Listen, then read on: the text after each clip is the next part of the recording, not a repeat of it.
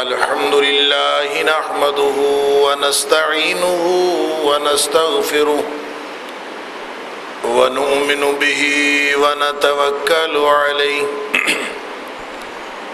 ونعوذ بالله من شرور أنفسنا ومن سيئات أعمالنا من يهده الله فلا مضل له ومن يضلل فلا هادي له ونشهد أن لا إله إلا الله وحده لا شريك له ونشهد أن محمدًا عبده ورسوله أرسله بالحق بشيرا ونذيرا بين يدي الساعة فمن يطع الله ورسوله فقد رشد واهتدى ومن يعص الله ورسوله فقد ضل وغوى فإنه لا يضر إلا نفسه ولا يضر الله شيئا نسأل الله ربنا أن يجعلنا ممن يطيعه ويطيع رسوله ويتبع رضوانه ويجتنب سخطه فإنما نحن به وله أما بعد فإن خير الحديث كتاب الله وخير الهدي هدي محمد صلى الله عليه وآله وسلم وشر الأمور محدثاتها وكل محدثة بدعة وكل بدعة ضلالة وكل ضلالة في النار فأعوذ بالله السميع العليم من الشيطان الرجيم من همزه ونفخه ونفثه بسم الله الرحمن الرحيم قد أفلح من زكاها وقد خاب من دساها یقیناً وہ کامیاب ہو گیا جس نے اپنے نفس کا تزکیہ کر لیا، اور وہ شخص ناکام اور نامراد ہوا جس نے اپنے نفس کو آلودہ کر لیا یا اپنے نفس کے تقاضوں کو دبا دیا۔ صدق اللہ العظیم۔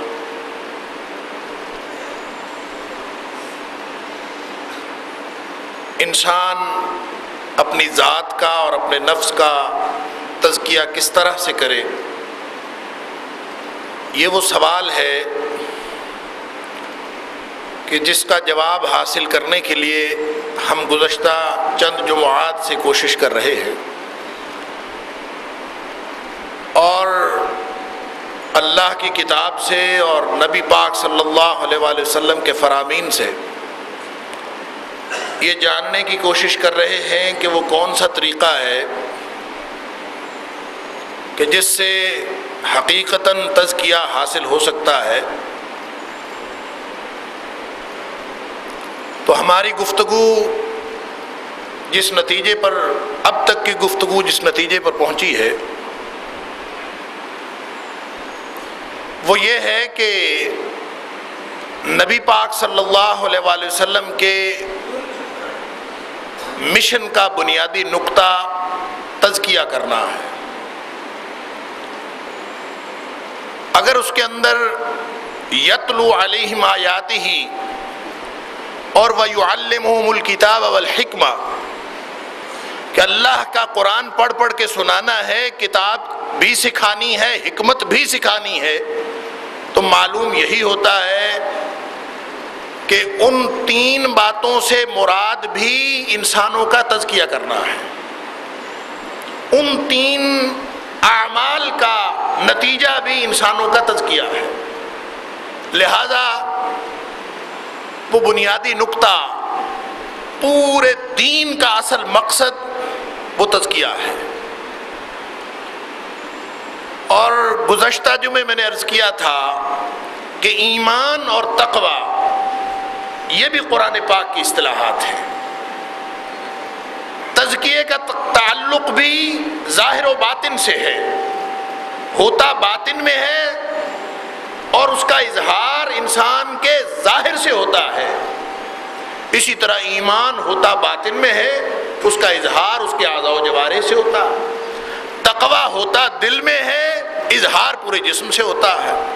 تو اس کا مطلب یہ ہے کہ ایمان، تقوی اور تزکیہ یہ ایسی اصطلاحات ہیں جن کا بیک وقت تعلق انسان کے باطن سے بھی ہے اور انسان کے ظاہر سے بھی ہے۔ آپ کسی متقی شخص کو اگرچہ تقوی دل میں ہوتا ہے نبی پاک صلی اللہ علیہ وآلہ وسلم کے فرمان کے مطابق، لیکن ہو نہیں سکتا کہ کوئی متقی شخص کسی کو دیکھنے سے نظر نہ آ جائے کہ یہ متقی ہے، حالانکہ تقوی تو دل میں ہے۔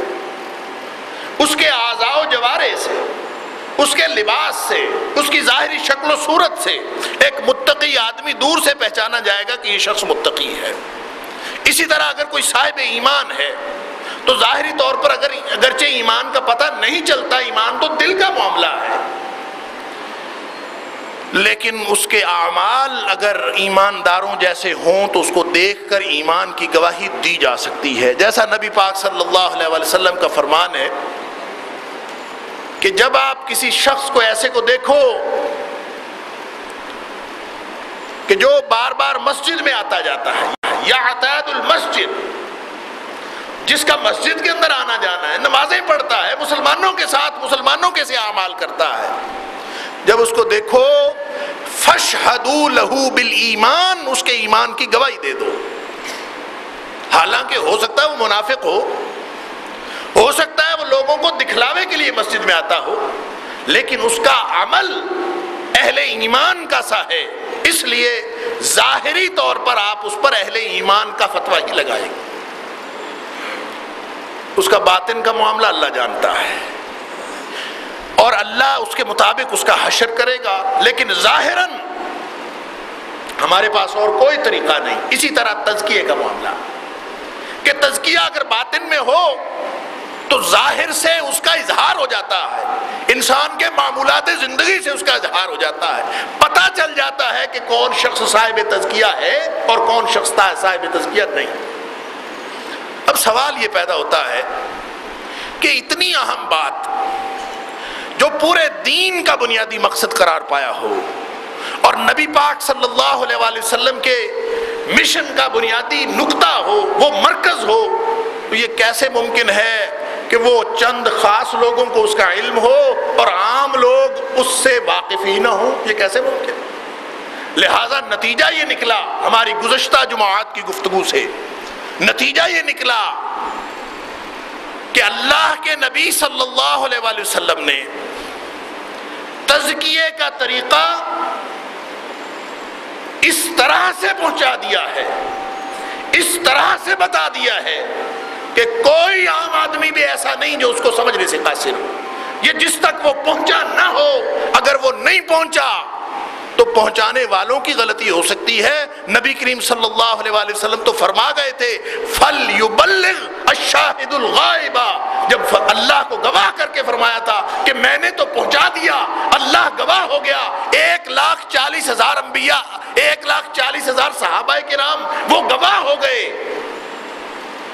کہ نبی پاک صلی اللہ علیہ وسلم نے تو طریقہ پہنچا دیا۔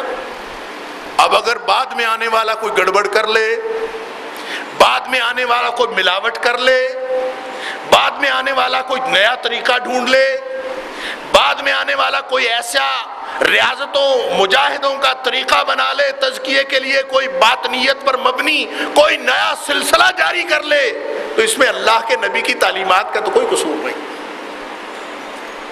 نبی پاک صلی اللہ علیہ وسلم نے تو یہ فرما دیا کہ فَلْيُبَلِّغُ الشَّاهِدُ الْغَائِبَ فَلْيُبَلِّغِ الشَّاهِدُ الْغَائِبَ کہ جو موجود ہے رہتی دنیا تک کے لوگوں کو بتا دینا ہے کہ تزکیہ کیسے ہوتا ہے۔ اب نبی پاک صلی اللہ علیہ وسلم نے، میں نے گزشتہ جو میں اپنی گفتگو میں یہ بات یہاں تک پہنچائی تھی کہ نبی پاک صلی اللہ علیہ وسلم نے اپنے خطبہ حجت الوداع کے موقع پر جو صحابہ کرام سے سرٹیفکیٹ لیا، جو اللہ کی گواہی ڈلوائی، اور جس کا سرٹیفکیٹ اللہ کریم نے قرآن میں بھی دے دیا کہ الیوم اکملت لکم دینکم واتممت علیکم نعمتی ورضیت لکم الاسلام دینا، یہ کس چیز کا سرٹیفکیٹ؟ کون سی چیز مکمل ہوئی ہے؟ کون سی بات مکمل ہوئی ہے؟ کون سا جاری سلسلہ آج اتمام کو پہنچا ہے؟ وہ تو وہی سادہ اسلام ہے جس کو میں اور آپ ہم سب جانتے ہیں، جس کو ہر شخص جانتا ہے۔ تو اس کا مطلب ہے کہ نبی کریم صلی اللہ علیہ وآلہ وسلم کا جو مشن مکمل ہو رہا ہے تو وہ اسلام ہی کے ذریعے سے ہو رہا ہے۔ تزکیہ اگر پورے دین کا بنیادی مقصد ہے تو وہ اس دین اسلام سے باہر سے کوئی طریقہ نہیں آئے گا، یہی طریقہ ہے جس کے ذریعے سے وہ تزکیہ ہوگا۔ اگر روحانیت دین کا مقصد ہے، اگر روحانیت اور دلوں کا تقوی وہ سارے اعمال کا اصل خلاصہ ہے، اصل ایسنس ہے، اصل جو عرق ہے، اصل جو چیز ہے، وہ اگر روحانیت اور تقوی ہے تو وہ بھی انہی ظاہری اعمال کے اندر ہے، وہ باہر سے کہیں سے نہیں آئے۔ جو بات نبی پاک صلی اللہ علیہ وسلم نے فرمائی نہیں، اس کے اندر کبھی روحانیت اور تقوی آ نہیں سکتا۔ اگر روحانیت کوئی چیز ہے، اگر باطنی تزکیہ کوئی چیز ہے، اگر تقوی نام کی کوئی چیز ہے، اگر ایمان نام کی کوئی چیز ہے تو وہ اسی طریقے سے آئے گی جو طریقہ نبی کریم صلی اللہ علیہ وسلم نے بتایا۔ کوئی شخص نئی اصطلاحات پیدا کر کے، پیچیدہ اور مشکل اصطلاحات بتا کے کبھی قلب جاری کر رہا ہو، کبھی کسی چکر میں انسانیت کو پھنسایا ہوا ہو، کبھی کسی گمبھیر مسئلے میں انسان کو کسی جگہ پہنچا دینا چاہتا ہو، اس کی عقل معوف کر کے، اور کبھی اس کے اوپر لوہے کی ٹوپیاں ڈال کے، دولے شاہ کے چوہے بنا کے اس کو روحانیت کی معراج پر پہنچا رہا ہو، تو یہ سارا کا سارا اللہ کے رسول صلی اللہ علیہ وسلم پر الزام ہے، اللہ کے دین کے اندر جھوٹ ہے، اس کا کوئی تعلق نہیں دین کے ساتھ۔ اگر تو مدینے والے کی مہر موجود ہے تو وہ دین اسلام ہے، وہی تزکیے کا ذریعہ ہے، اسی سے تزکیہ ہوگا۔ اور اگر مدینے والے کی مہر نہیں تو چاہے وہ روحانیت کی اعلیٰ ترین اصطلاحات اس کے اندر استعمال کی گئی ہوں، بہت پیچیدہ سسٹم بنا دیا گیا ہو، لوگوں کے قلوب جاری کیے جاتے ہوں، لوگوں کو محنت و مشقت اور ریاضت و مجاہدے کا پورا کورس بتایا جاتا ہو، وہ دین نہیں ہے، وہ دین نہیں ہے۔ اس کا نام آپ رکھ لیں، میں نہیں رکھتا۔ اس کا نام کیا ہے؟ میں کوئی نام نہیں دیتا، لیکن ایک بات تو سمجھیں، اللہ اور اس کے رسول صلی اللہ علیہ وآلہ وسلم نے جو دین دیا ہے وہ دین نہیں، وہ تو مکمل ہو گیا تھا، اس کے اندر وہ بات نہیں۔ تو نبی پاک صلی اللہ علیہ وسلم نے فرمایا من احدث فی امرنا ھذا، تو لوگوں رہتی دنیا تک اگر کوئی شخص اس اسلام کے اندر کوئی نئی بات داخل کر لے، ظاہر ہے یہ سارا کچھ جو داخل ہوا ہے روحانیت کے نام پر ہی داخل ہوا، تزکیہ کے نام پر ہی داخل ہوا، انسانوں کی تربیت کے نام پر داخل ہوا۔ ہر ایک نے اپنی اپنی انٹرپریٹیشن کر دی کہ جس کو شریعت سمجھ میں نہیں آتی وہ طریقت سیکھ لے، جس کو یہ سیدھا اسلام کا طریقہ سمجھ میں نہیں آتا جو اس کے ذریعے سے نہیں پہنچ سکتا وہ پہنچنے کا کوئی اور طریقہ بنا لے. اور یہ میں بات اپنی طرف سے نہیں کہہ رہا، جو صاحبان تصوف ہیں، میں نے خود یہ بات سنی، خود، کوئی درمیان میں واسطہ نہیں. ایک صوفی سے جو اب اس دنیا میں نہیں رہا اور اس کی تعلیمات کا بڑا چرچا ہے، اس سے خود میں نے سنی. پوچھنے والے نے پوچھا تصوف کیا ہے، کس چیز کا نام؟ انہوں نے کہا مقصد وہی ہے جو اسلام کا مقصد ہے، تصوف کا مقصد کوئی باہر سے نہیں. مثال اس نے دی کہ مثال کے طور پر آپ اپنے بچے کو پرائمری پاس کرانا چاہتے ہیں، بچہ سرکاری اسکول میں نہیں پڑھتا، اور آپ اپنے بچے کو پرائمری ہر صورت میں کروانا چاہتے ہیں.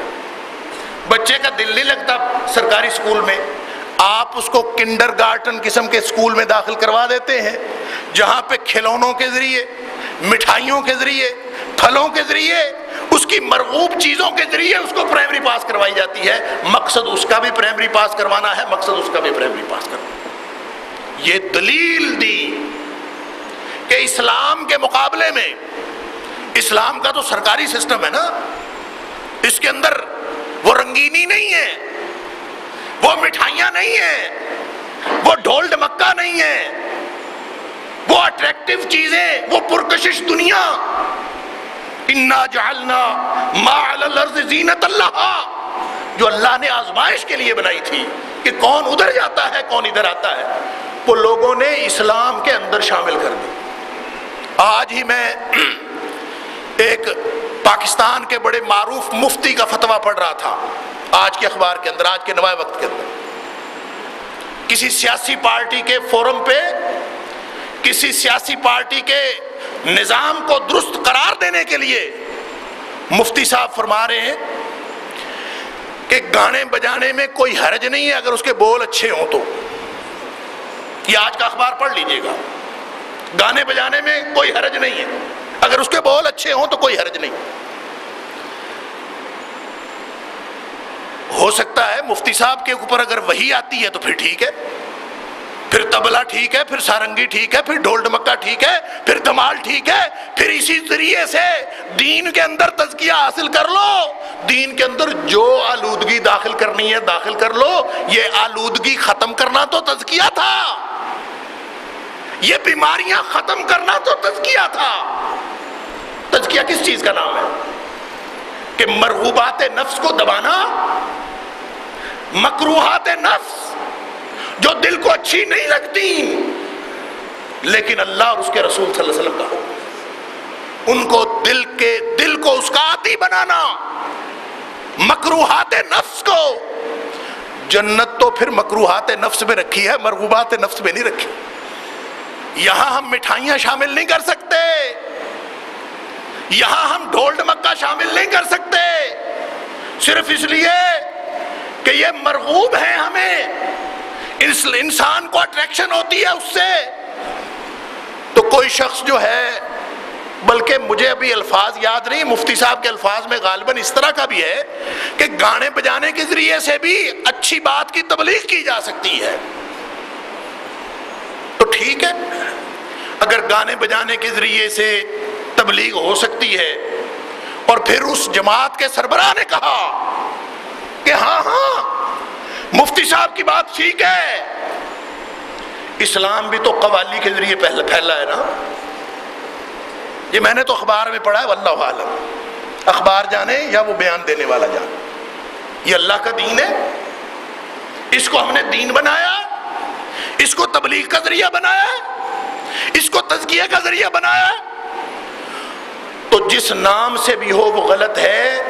تزکیہ اگر ہے، روحانیت اگر ہے، تو وہ اسی دین کے اندر ہے جو سادہ دین نبی کریم صلی اللہ علیہ وآلہ وسلم دے کے گئے.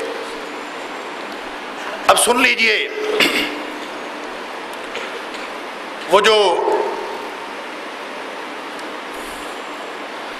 نبی پاک صلی اللہ علیہ وآلہ وسلم سے پوچھا تھا نا صحابہ کرام نے، جب اللہ کے رسول صلی اللہ علیہ وسلم نے فرمایا کہ ان القلوب لتصدع كما يصدع الحديد اذا اصابه الماء، کہ دلوں کو زنگ لگ جاتا ہے، دل خراب ہو جاتے ہیں، دل آلودہ ہو جاتے ہیں. جیسے لوہا پانی میں پڑا رہے تو اس کو زنگ لگ جاتا ہے، اسی طرح دلوں کو زنگ لگ جاتا ہے. تو اس پر صحابہ کرام نے نبی کریم صلی اللہ علیہ وسلم سے پوچھ لیا تھا کہ اللہ کے رسول وما جلاؤہا، اللہ کے رسول کوئی منجن ہے، کوئی صفائی کرنے کے لیے ریگ مال ہے، کوئی ریاضت کا طریقہ، کوئی مجاہدہ، کوئی چلہ؟ نبی پاک صلی اللہ علیہ وسلم سے پوچھ لیا تھا کوئی چلہ ہے تو بتا دیں کیسے کاٹنا ہے تزکیے کے لیے، کیسے کرنا ہے، کس طرح سے، کس سسٹم سے تقویٰ آئے گا. متقی کرنا ہے نا، دل کو پاک کرنا ہے نا، ایمان لانا ہے نا، دل میں ایمان بڑھانا ہے. تو دل کے اندر اگر آلودگیاں پڑی رہیں گی جو ہم ادھر ادھر سے لا رہے ہیں، ہم آلودگیاں اکٹھی کر رہے ہیں، آلودگیاں اکٹھی کر کے تزکیہ چاہتے ہیں. اندازہ فرمائیں، جو دین تزکیہ کے لیے آیا، آلودگیاں ختم کرنے کا نام تزکیہ ہے. امام غزالی رحمۃ اللہ علیہ نے فرمایا یہ جو تزکیہ ہے نا، اس کے 3 مراحل ہیں. لمبی بات ہے، میں صرف سادہ سادہ باتیں آپ کو سامنے رکھ رہا ہوں کہ تزکیے کے 3 مراحل ہیں. نفس کا تزکیہ اگر کرنا ہو تو سب سے پہلا کام ہے تخلیہ نفس، کہ پہلے نفس کو خالی تو کریں، جو اس کے اندر گند بھرا ہوا ہے وہ صاف کریں، نکالیں اس میں سے. تو گند کون سا بھرا ہوتا ہے دل میں؟ خواہشات، مرغوبات نفس، امیدیں، دنیا کی کشش، اور جتنی آلودگیاں دل کے اندر، حسد، کبر، غضب، غصہ، کینہ، جو کچھ بھرا ہوا سب نکال لیں. یا پھر غیروں سے امیدیں، غیروں کا خوف، اللہ کو چھوڑ کر کسی اور کی امید، کسی اور کا خوف، یہ سب کچھ اگر دل میں ہے تو تزکیہ کیسے ہو سکتا؟ اگر مرغوبات نفس دل میں پڑی ہیں تو دیکھیں وہ حدیث آپ سن چکے ہیں کہ نبی پاک صلی اللہ علیہ وسلم نے فرمایا یہ جو مرغوبات نفس ہیں ان کی باڑ جہنم کے گرد کی گئی ہے. حجبت النار بالشہوات. انسان اگر تزکیہ مرغوبات نفس کے ذریعے سے کرے، اچھے کھانے سے کرے، اپنی اعلیٰ ترین رہائش سے کرے،